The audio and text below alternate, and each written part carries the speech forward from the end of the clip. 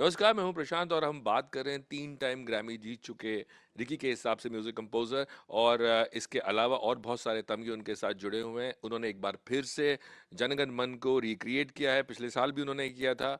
हम उनसे जानना चाहेंगे इस बार क्या नया क्या नई चीज़ें उन्होंने ऐड ऑन की हैं उसमें। बहुत-बहुत शुक्रिया रिकी साहब बात करने के लिए। तो सबसे पहले तो मैं यही पूछूँगा जो मैंने अपने इंट्रोडक्शन में बोला कि आपने क्या अब इस बार इंक्लूड किया है? So, first of all, thank you for having me on your show.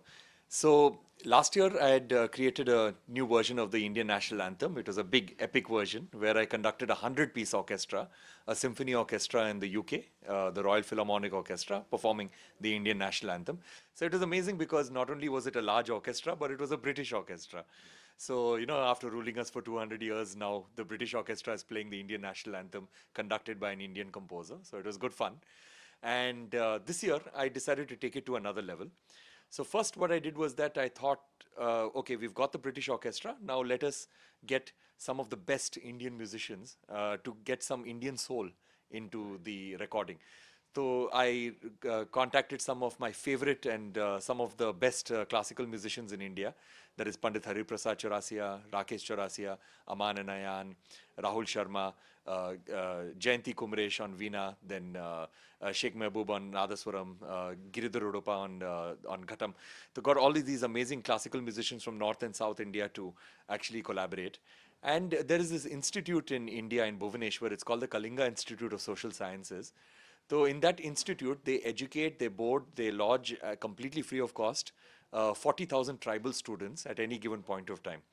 So I'm very inspired by that university because so many students and 40,000 tribal students getting an education completely free of cost and being fed completely free of cost. So I keep going over there.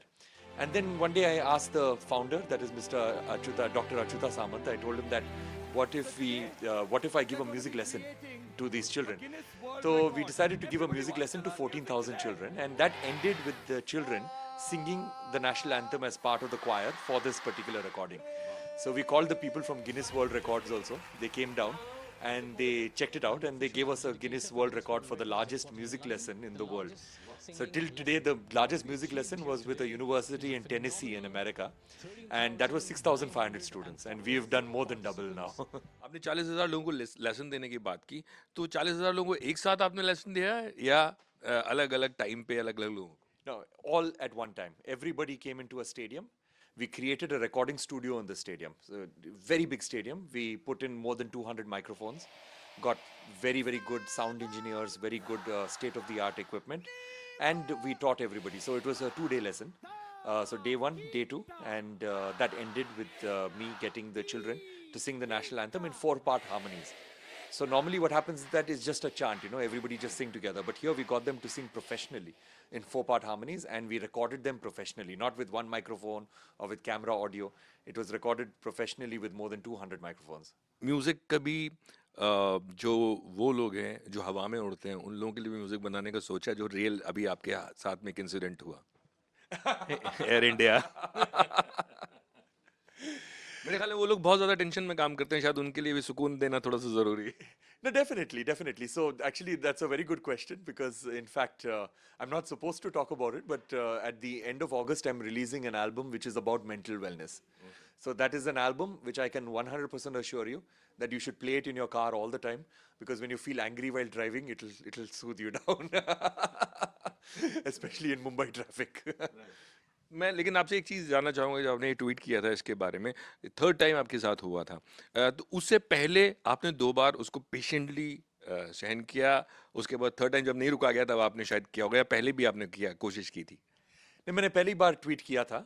वो time पर भी बहुत बड़ा मामला हुआ, लेकिन मुझे apology के कॉल्स मिले, इसके लिए मैंने ट्वीट हटा दिया था। Then second time when it happened, I did not tweet about it, and then third time this is what's happened. Apology के बाद जो नुकसान होना था वो तो हो चुका इस बार भी अपॉलॉजीज थी और इस बार भी ट्वीट हटाने के लिए कुछ बोला गया आपको या आपने कहा कि नहीं यार हो गया छोड़ देते No, last time also nobody asked me to take out the tweet. I took it out voluntarily. This time also nobody's asked me to do that. Nobody's asked me. So I don't think Air India will ask me to do that because they are a very principled company. They will not ask me to do that. But resolve हुआ मामला नहीं No, that is debatable. That is.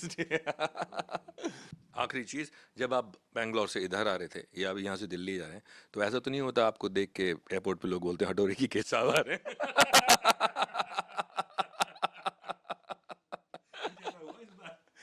No, it did not happen. It did not happen. But the thing is that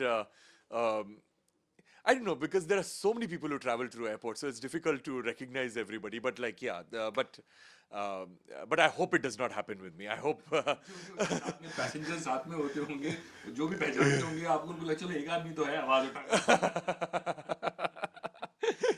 But I hope it does not happen. I hope my travel remains as normal and as uneventful. They say nowadays that people people ask you that, okay, how was your journey? You know, so for me, my answer is that nothing happened. Because nowadays, if in a journey, if nothing happens, that is the best journey.